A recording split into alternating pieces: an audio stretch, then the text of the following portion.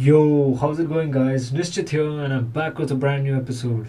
In this episode, I would be giving you some tips and suggestions that could help you level up your mindset. So be sure to grab a cup of coffee, sit back, and relax, and let's hop right into it. Now, back to our podcast. Mindset.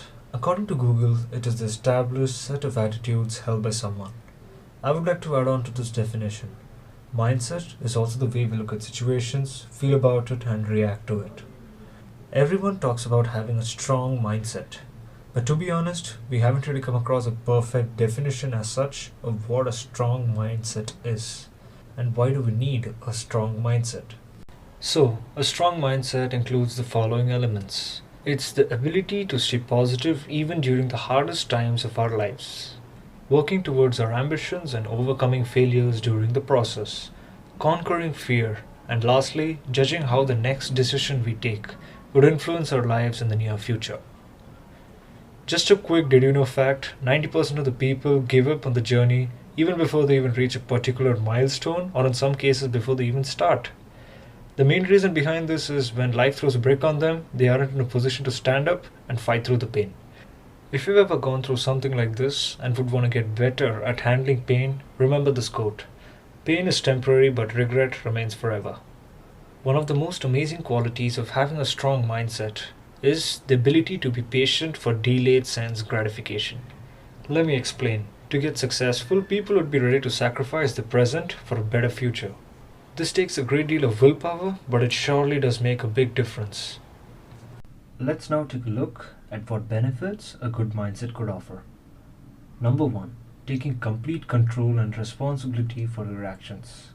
We become more accountable and analyze what could have gone better, and that way we could learn the lessons from the mistakes committed. Number 2. Improve leadership and management skills. Do remember that leadership is doing the right things and management is doing things right. Having a more positive, open, and understanding perspective helps us in broadening our views on almost everything. Number 3. A more disciplined and organized lifestyle. We prefer long term benefits rather than the short term instant sense gratification ones. This also gives us more control over our own emotions, and this skill, dear folks, is one of the most amazing skills one can learn. Organization just becomes a part of the journey, and we formulate robust plans to get to our dreams. Number 4, you're always learning. Learning is one of the most important, if not the most important component when it comes to having a good/growth mindset. It could be learning anything from specialization in a particular field, reading a new book, etc. Number 5. Improved self-confidence. This is one of the biggest improvements I felt when I started implementing the principles of the growth mindset. You start feeling that you're worth more than you used to think about yourself and have more potential to achieve anything in this world. Number 6. Always competing with yourself. We can always compare ourselves with others, and with hard work and dedication, we could end up being so called better than them. But as a matter of fact, imagine we become better than them. Now what? We got no more competition.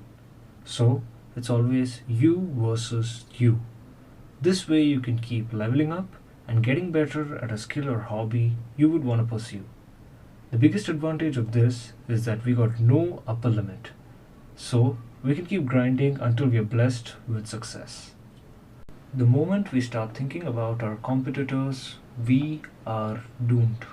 For example, let's assume that you like playing football and you would want to make it to the national team and represent your country.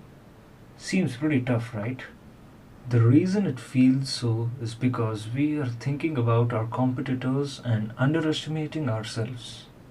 Frankly speaking, if I had thought about the competitors who were going to appear for the national qualifier, I would have surely felt the same way, and I wouldn't have secured ninth rank.